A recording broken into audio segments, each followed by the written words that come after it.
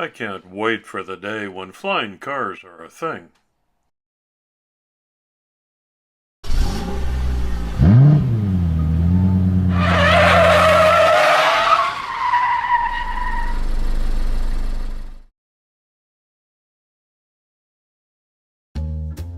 Hi everybody, and a warm welcome back to MapleLeaf Customs in Switzerland.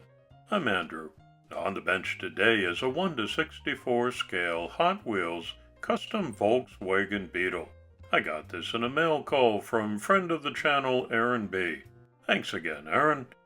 I'm going to use this as my base casting for the first in the latest annual summer road trip series, kicking it off this year with my fellow horseman Tom from Spork Syndicate. We decided together on the theme of flying cars.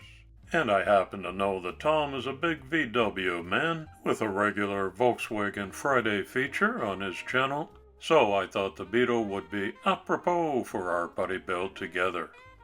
It looks like this one's already been slightly modified with the fenders missing, but that's okay, it's not going to deter me at all from my plan. I've got an idea in mind, but like many projects, this one's going to evolve as the week goes by on the bench. My custom Beetle has a plastic base. There's a little bit of rust under these axles, which might indicate some bathtub time somewhere in its history. And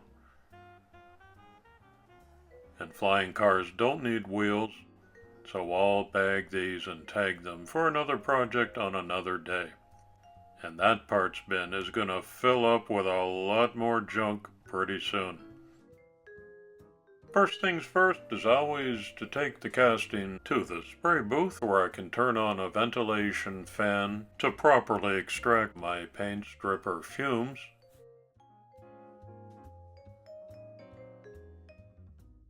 I'm down to bare metal, but I don't need to give this one a super shiny finish because it's going to get the rat rod flying Beetle look.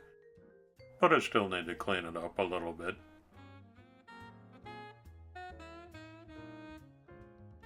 Quick shot of primer with a spray can from the hardware store.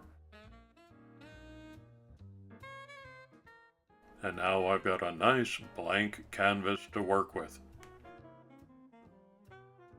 Is the Beetle the most modified car of all time, or is that just me? Coming soon on my channel, you're going to see the final 3 of my summer road trip videos. They were all planned out well in advance, and I promise you will be entertained by all of the work that my friends do in these friendly build-offs. They're all going to be on Saturdays, spaced out in July and August. Well, the day of flying cars is probably not far off. So this is a total fantasy build, and that means there are no rules or restrictions or limits to creativity or imagination.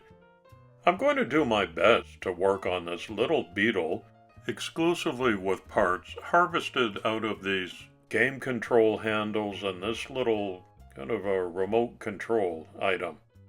Let's see what's inside here. Oh, is that the perfect piece, or what?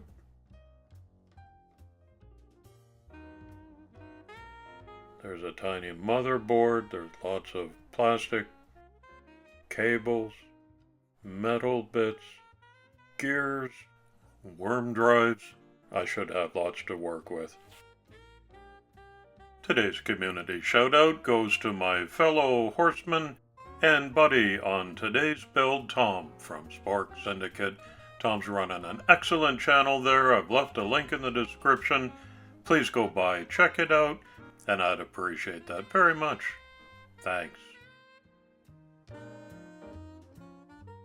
My flying car of the future is going to have an old-fashioned motherboard as a chassis, because again, it's a rad rod that's been cobbled together in somebody's garage, so it's not the most up-to-date thing in the air, but it's going to get around. I've started to shape the rectangular motherboard to the contours of the VW chassis. I'll just finish it up now with a burr tool. So now it's hugging the same curves and looks pretty cool like that.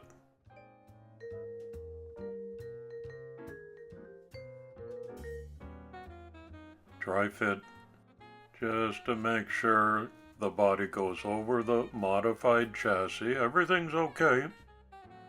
Long ways to go. I keep coming back to these red plastic bits from the game control. Those might work as thrusters. What's this?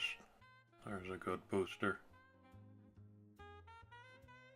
Everything is grist for the mill here, and I haven't decided yet. Sometimes you gotta let the parts talk to you. Look at this crazy one.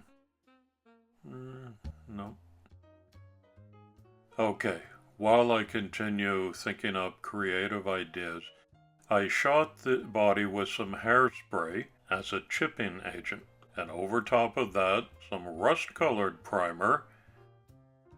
And now I'm putting some Vallejo acrylic gray-blue on top of that.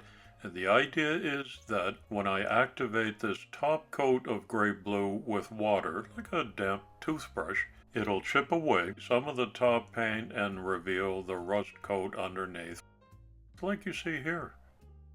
So I already went ahead and did that. And now that things are all dried up and I can handle the parts again, I'm painting in the roof rack. Now I thought about grinding this off, but hey, it's all for fun and fantasy. And this is not a rocket ship, this is not intergalactic. By the way, the windows are down at the VW. So it's just a sort of a low altitude grocery getter at some point in the future, and I thought the roof rack would be a practical way to bring the groceries home from the Piggly Wiggly. Okay, I've blacked out the wheel wells. They're going to get filled in with some other little accoutrements.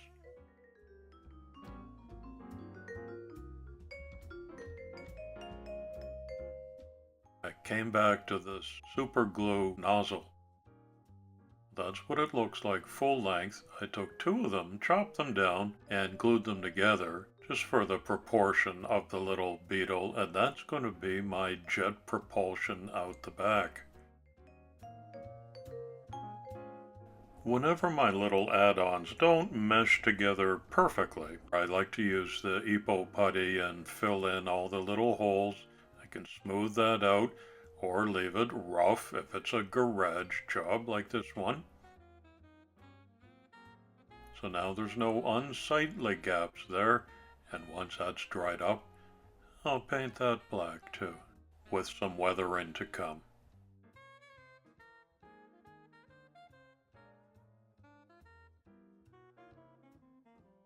There are still lots of little bits and pieces on my hobby desk. I found a couple that I liked for the rear wheel wells, and they don't have to make any sense at all. They're just futuristic parts that assist in the flying and the navigation, and they all work in reaching the look that I'm going for.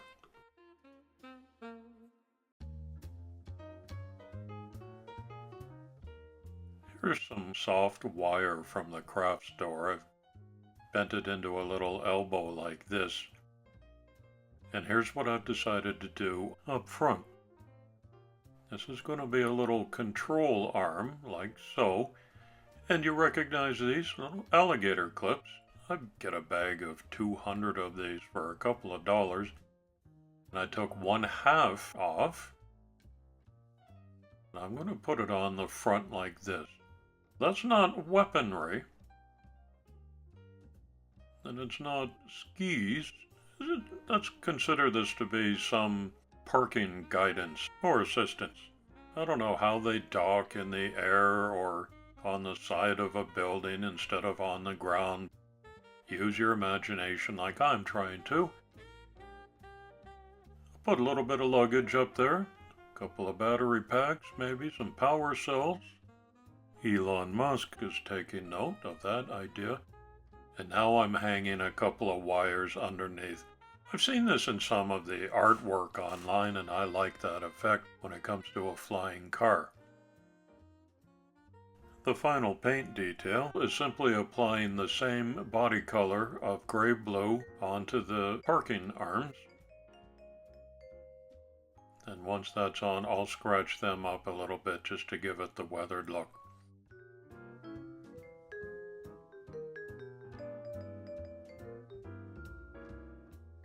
Let's have a closer look at the flying Beetle.